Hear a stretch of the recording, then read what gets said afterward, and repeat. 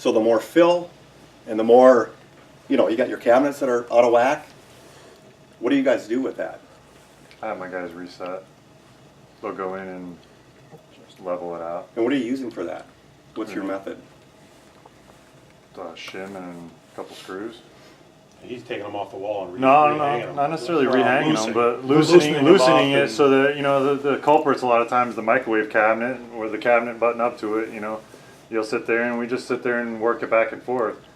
It's not a perfect science all He's the time. obviously not talking about contractors built cabinets. Yeah, I know Oh, there's one different ways that you can adjust, and you can't always get them. If it's a fingernail or just slightly, Bondo. Bondo. That's what we use, yeah. There's a wood filler that hardens.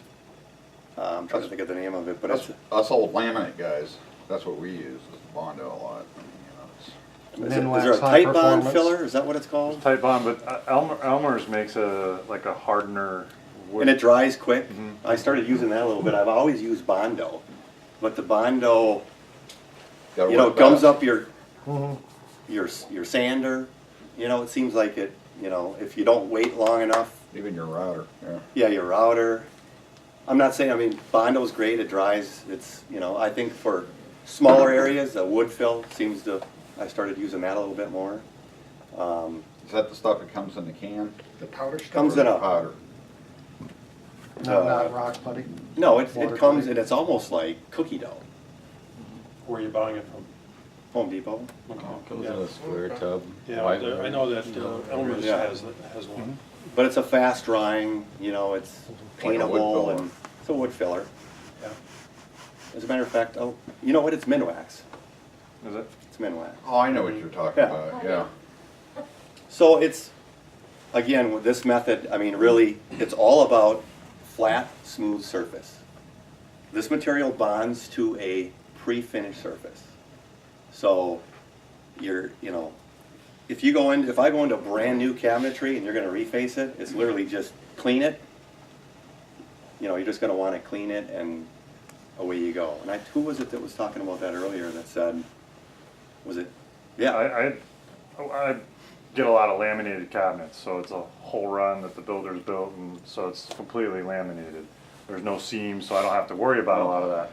The areas that we do have to worry about are, they do the face frame hinges, and so I got those little holes that I've created on the face frame, so you gotta go through, chisel that out, fill it in, sand it. But yeah, I mean, with the laminated cabinets, I go through, clean it, it's already a finished surface. right. I go through, we pull on it to make sure that there's nothing loose, but if it's all stuck, I go right over top of it. Right. Don't So you- sand at all. If you get in, Really? obviously, in an existing kitchen that even looks really nice and new, you're not gonna wanna, you only wanna sand what you have to sand. You do wanna touch you're gonna wanna clean it. You're gonna wanna touch all the surfaces. What do you recommend to clean? Yeah, I was gonna ask Denatured Simple green. alcohol? Oh, simple. Oh, really? Just as far as you cleaning the cabinetry, But you you're got- not gonna wanna saturate the frames. You don't wanna break down the, like the denatured alcohol, break down the finish. You Attack it. You can, but you're just trying to, simple green is typically plenty. I mean, you get into some of these trying to get kitchens and you're grease off. chiseling the food off, right? Yeah, Yeah, you're just trying to get the grease off it. Well, Serious. Yeah. It's, you get into some of these kitchens and literally, because it Someone has forgot. to be absolutely, if I put a sliver on there and I'm using Snow White, actually, if you're using any flat thermal foil, whether it be, we've got a few different flavors in here, but, you know, some telegraph more than others, but Snow White, even some of the wood grains, I mean, in the right light, you're gonna see it. It shows everything. So this method is all about the prep. Has to be flat, free, and ready to go. So you get into the kitchen, obviously, you know, not telling you guys because you guys have been there, but you're pulling off all the moldings, doors, taking out the drawers, removing the slides to make it easier for your trimming and cutting, which you'll see in a few minutes. And first thing you're going to do is get your end panels on. Why is that? bottoms it. in. Have a raw face, you're gonna cover over that raw face? You're going to have a raw edge, right? So I'm going to, you've got, in a lot of cases, you'll have that reveal behind the face frame, right? And we're going to void that out And I say Northern Contours, they don't charge you for that extra wood that they put on those pallets. He was talking about, no, kidding. But no, seriously, it comes with, it works out great. Yeah, because they do. That's what I use, is the dunnage, right? It's, you know, it's it's about a quarter of an inch. Even if it's not completely flush, you're just trying to fur out that end. And then you're gonna come over with your cut to size panel, or you're oversized and you're scribing it to the wall, right? And you're marking it and cutting it. You have a raw edge. So you gotta be, and we all know that walls are all perfectly flush and straight, right? Oh, yeah. You know, that's one of the first things, and measuring wise, and it's, you know, I measure the bottom, the middle, and the top, and you could have a half-inch difference from the bottom to the top. So it's nice to oversize it, get it up against that wall, and then scribe it, and then obviously you're gonna be making your toe kick cut, and you get your end panels on first. There's gonna be areas in the kitchen, like above the stove, where maybe they have a vent hood and they're going to a microwave. You see that a lot. You don't want to be putting a 1/4 inch panel in there, because the microwave, you have a 30-inch opening and your microwave's 29 7/8, right? Or PSA, all that. You're right. So you're going to have some areas, like I said earlier, where you're going to be just putting PSA on. But that 1/4 inch panel now will have a raw edge. So you got a couple installers in there stating the obvious. You got one guy pulling stuff off, the other guy's already measuring and cutting panels. By the time he's got done removing stuff, you've got your 1/4 inch panels on. By the time he's, you know, you just get a system, right? You're getting the panels on, he's coming back through, it's already prepped, and he's putting polyacrylic on. By the way, and you can use what you want. If you guys have your own top coat products, feel free to use what you're comfortable with, but polyacrylic is, you know, it was a tip from some refacers that Northern used over the years. They've been doing it for years, never had a callback. As I mentioned, this craves a finished surface. So you want that. You're gonna go through and sand, scuff, and fill and do what you need to do, adjusting cabinets. And in the end, you're gonna come back through with your polyacrylic. It's water-based. It's easy to brush on. You can roll it on if you want, but you're gonna go through and put 2 coats on. Especially on those areas where you did any type of fill and the raw edges. You don't have no preference. You don't need on to sand in shade? between necessarily unless you feel an area that's, but generally speaking, there's no really sanding necessary. It's really about covering the area. What are you talking about when you say? It's a, Minwax. it's Minwax. just a, it's a, Polyurethane. it's a Water-based polyurethane. polyurethane. It's a water-based. Yeah, okay. Almost looks like skim What I milk. do is, I take the label off the can, Okay.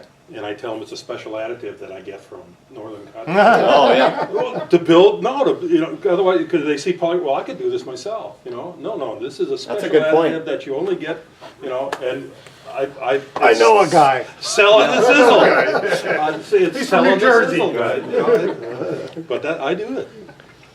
Nothing wrong with that. That's a good point. You don't want to make it look like they can just go to the Right, local store, exactly, right? Pick up a exactly. can of. There's, you want to have some mystery to it. That's Until right. they see it and they go, oh, wow. So, as we get into this, what's really nice about this method, not to say that there's any wrong method, but this allows you to be able to do everything. If you want to go and do a kitchen and do a high-end contemporary, when we're done with this, I mean, I'm not saying on islands, if you're doing a traditional, you might be putting a corner mold on certain areas, right? But I know that within Kitchen Solvers, you guys are molding happy. You guys like to put Band-Aids. I'm just saying. Yeah. But with this, it's clean, because if you go into a contemporary and what are you going to do if you don't know? I mean, what other method are you going to use? That's why we're here. Good answer. I will say I have had to go back on one job that I did and put corner molds on it because she was Picking at it. she was dragging her Scab. she was dragging her vacuum cleaner and the cord was rubbing against the side here and it actually started peeling it off. So I said no problem, we'll put a corner mold on. But that's the only time that's been an issue. Now, But do you have to you do use get this- clean corners. Do you have to use this polyacrylic if it's already like a finished cabinet, pre-finished cabinet? Well, if you're doing any sanding, once you sand Once you it, sand it, you have to. it's just you want to you know assure yourself that what you're putting on there is gonna last. 220 grit. And it's so, by the time you go through the kitchen and put Yeah. polyacrylic on, It'll it's be dry. Yeah, it's fast drying. It is odorless, fast drying. It's not worth the risk, to my mind, it's not worth the risk of not putting It isn't. I mean, it makes that much of a difference, the bonding of it. And I'll tell you, you'll still, and you'll see, I mean, this has a finished surface on it. We just purchased this locally, just for demo purposes. And you'll be able to readjust and reposition, right? But once that's on and you apply that pressure, and it bonds with time. Oh, okay, it helps it even. Absolutely. better. And if Oh, you wow. feel a homeowner that's really curious and you think they're gonna start picking at the product, tell them, you know what, this is, you know, Takes a little don't time to pick ever cure. at it, Yeah. but this needs to sit and adhere, and it bonds with time. Okay, It's pressure-sensitive adhesive, okay. PSA for short. So, the prep is everything. Those that are doing it will contest that, you know, if you don't prep properly, plan on failing, right? Because that's what will happen. Okay. If you try to put it on a dry surface, it will look good, but eventually it's gonna Yeah. start delambing on you, so. So we got our end panels on, pretend, right? We went through and polyacryliced everything. And generally in training, we will put end panels on and go through the entire thing, but we know you guys are, we're not starting from scratch here. You guys are very, oh, okay. You see the end panel over here? So, but you guys are familiar with, you've had training, right? Okay. So, we do that. We go through and, you know, on a base cabinet and put the end panels on, but for this sake, we have them on. And now we'll go through and I'll show you the cutting methods and the tools and how big of a role they play with this. Because trying to take a utility knife and freehand cut this, and when the tool, we all know what tools, you get proper tools, and tools are everything. The polyacrylic, is there a time limit from the time you apply that till the time you have to put on? It'll be dry. When it's dry, I mean, by the time you, But I mean, say you, it's the end of the day and you do it, you you can come back the next day. can come back the next day Absolutely. or over the weekend? Yeah, I mean, you don't wanna leave it too long where it starts collecting dust. And if you come back the next day, just take a dry rag and wipe down to make sure that there's Okay, no well, dust. that's why I asked. Yeah. Some products, when you bonding, you know, it makes a difference if you wait too long. Right. Probably like contact cement or, Well, Yeah. that's what I've used in the past instead of the polyacrylic. yeah. And, you know, you gotta be careful with that. Our experience with using an adhesive, this comes with an adhesive. Yeah, I've been told you don't wanna mix. That's different what we've adhesives. preached for years. If you put another adhesive on there, you might get a counter reaction, and we ran across that. But you use all 3M, right? Correct. Okay. Because there's different brands. Yes, absolutely. We do, They looked into, but, and we have explored other options for that transfer case. We haven't found one that performs as well, but we do continue to look for it. So it's not Right. that we're married to 3M, they're just, at this point in time, they make a superior product and everybody's trying to chase them. Right. So it could happen Yeah, that we I transfer to a tell different them it's a backer. 3M product. what's that? I tell them it's a 3M product, Yeah. a 3M adhesive, because they recognize the name and there is built-in value to that. Absolutely. You don't take off the backing, so they think you had it specially Yeah, made? yeah. I take that off a quick blank. I just don't want you guys to represent that it's always going to be a 3M product, because if we find something that's as good or better, No, Okay. it's 4M. and, Yeah. right. It's gotten you better. know, 3M squared. Oh, plus you We get don't that, trademark that as 3M pressure-sensitive adhesive. but you would test it with the prep material. before you would You use should it. or wouldn't, you'd know Should. going into a job that Yeah. if there was any changes, so. The nice part about this too is we're oversizing everything. So I'm sure when you guys are doing cut to size on the face frames, everything's exact, right? Yep. So I this is, oversize. what's that? I oversize a little bit. Oh, do you? Sure. On the, so what do you, Right. Just routing, Come back okay. with a knife and square the corners. okay. Well, this is oversized. Well, I so- don't oversize too much. Yeah. So we're dealing with, you know, a 1.5 inch frame. and on a, you know, about a quarter of an inch oversize. It's gonna allow us to do double cuts, which we'll get into. I know. You're not wrapping the frame? No, we're not wrapping it. Right now, we've got a finished end panel on here that you No, can't I see. mean, the inside of the opening, you're not, No, oh, if you start, good point. I didn't know. Start doing that and We- your we- labor expenses. Yeah, then they're gonna want you to do Charge for it. inside here, and then you're gonna be I spending charge 2 for it. days on a cabinet. You have to, we do the exposed areas only, we don't do the inside of the lip or the cabinetry. You can. I mean, Well, I have competitors that Factory do for it. wrap the veneer, so that's, if you bend certain that veneers, goes up a lot. And that's one of the ways I can tell if that's certain competitors been in there ahead of me, you know. So you actually just bend it around that corner? Yeah, it's the old fashioned way of putting wood veneer on.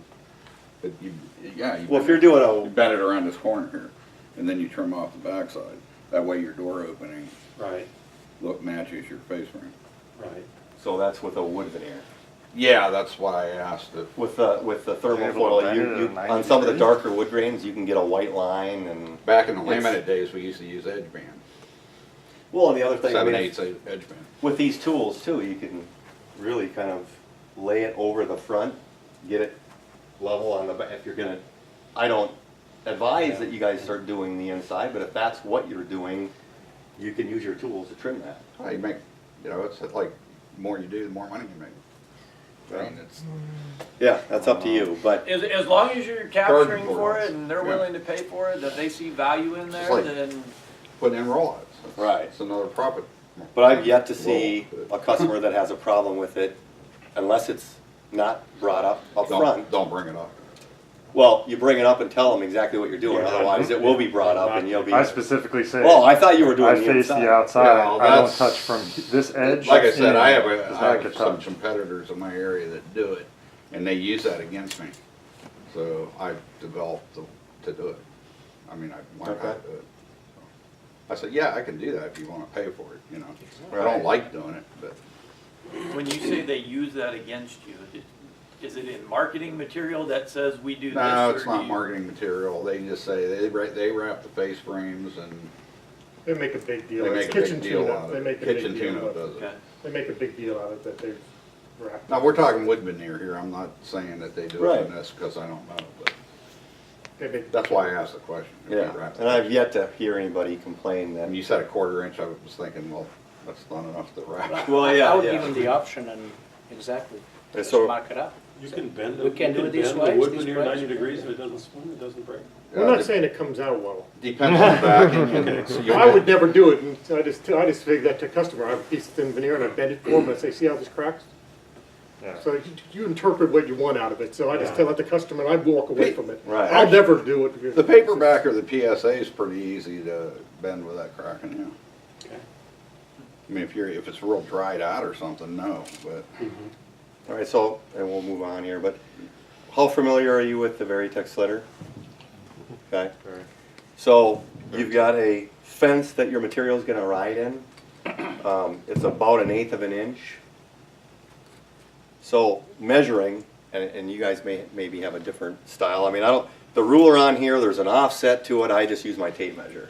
I can quickly hold it up and see where I'm at and adjust it accordingly, and knowing I have an 1/8 inch offset, so if I'm looking at doing 1 3/4, I get in the 1 5/8 range. Don't you, if you look at the backside of that, doesn't it line up exact? Yeah. If you measure, if you look at that number right there, yeah. that's your measurement. On that brand. I've just used my tape measure, it's just quicker and easier for me. It's something that I've just gotten used to. That's good to know, though. I mean, Yeah, because backside of that's that- interesting because I'm Mine's so old, it's wore off. at 1 3/4, and I'm at maybe 1 5/8 on the backside. I've always thought it was kind of I a cut my crap so goofy. big it doesn't ever even matter. So Yeah, we're trimming it so- anyway. You'd use that You- sheet on the frame. That whole sheet. It's right up the middle. If it's 1.5, I'm cutting a 2-inch strip. I'm serious. Yeah. Which northern And again- contours appreciates. It's, Yes. as long as you're You close. get plenty of it. Yeah. Yeah, it's 50 bucks a roll, whatever. Well, and speaking of which, every 8 to 10 openings, let's just call it 8 openings, is a 2x8 sheet of PSA. So if you're trying to calculate how much PSA is needed, on a standard 30-inch wall cabinet, if you're looking at it, unless they have 42 uppers, then I would, increase it a little bit. Maybe you add an extra sheet, About depending on the size. 1.1 square foot per. Every 8 openings, so if you got 30 openings, Per cabin. per area. generally speaking, 3 2x8 sheets. Now, it depends on if you're getting into larger areas with the PSA, Right, then you're gonna have to. and then you're gonna have to add accordingly. But that's so 30 openings, maybe you go with 4 sheets of 2x8, and It's good it to covers have, you. it's good to have an inventory of an extra sheet of the most popular colors. So we'll go with the Kona textured, see how that works. Oh, So you can see how that works. You cut it down. Let's see if this is. So you started with a 2 foot by 8 foot and you chopped it down to? Most of my cabinets are, the bottoms are 31, the tops are 30, so I take my 2x8 sheet and I cut it into 3 sections. Right. It's It makes three it a lot 32 easier to sections, manage and boom. in the home, so you don't have to go outside and do any cutting, because you're not really hurting anything. I'm assuming you guys let the homeowner know what you're doing, and you're not cutting on anything. I mean, as far as, Temperature ranges that this should, like, we did have it outside in the cold weather, I mean, is that gonna? bring it in the home, good Just let question. Bring it in the home when you get to the job site. So one of the first things that you do, take it out. Obviously you're gonna ask for permission from the homeowner, lay it out so that it's laying face down, because it has that memory when you open it, right? So, let it acclimate. By the time you get to it, you're probably on day 2. You're prepping the first day and getting everything set up, and maybe it's towards the end of day 1 into day 2 kind of a thing, on average. So, good question, and you do want to get that in the home As soon as possible. as soon as And possible. that manufacturer also makes a handmade cradle clamp that sits in. Once you take the handle off, it'll sit upside down and clamp to a table. You It's can get the, made by them, yes. It's got That pads is not on an it and everything. accessory that's carried in the toolkit, Right. but you can get that. Good point. It works pretty well. But what's nice about this is you can, on the carpet, I'm sure you protect the flooring, right? Huh? And, yeah, exactly. How do you say so? I go, "Eh," when I cut it, just to make With them a think table I'm clamp, you can have table. both your What, hands on the it. way I set mine up is I set up a table, You get it wiggly with that, then you and gotta cut a new straight I edge clamp before you can do the it. end, hang over 6-8 inches off of the side. And that way that I don't have to sit there and try and hold the material. My material's clamped. Yeah. And then I just make sure I'm And holding then you're this not have edge to move taut. it every strip. I'm holding this edge taut and I go. So you do go forward. But Yeah. you hold it upside down. What's the reason for holding the material upside down? Just doing it personal upside down, and Does there's it no cut better? preference. It's my preference. I just, You got a problem with it? yeah. What's it to you? Do you know if those cutting wheels are the same wheels for laminate? They are. They are the same wheels? Yeah. Okay.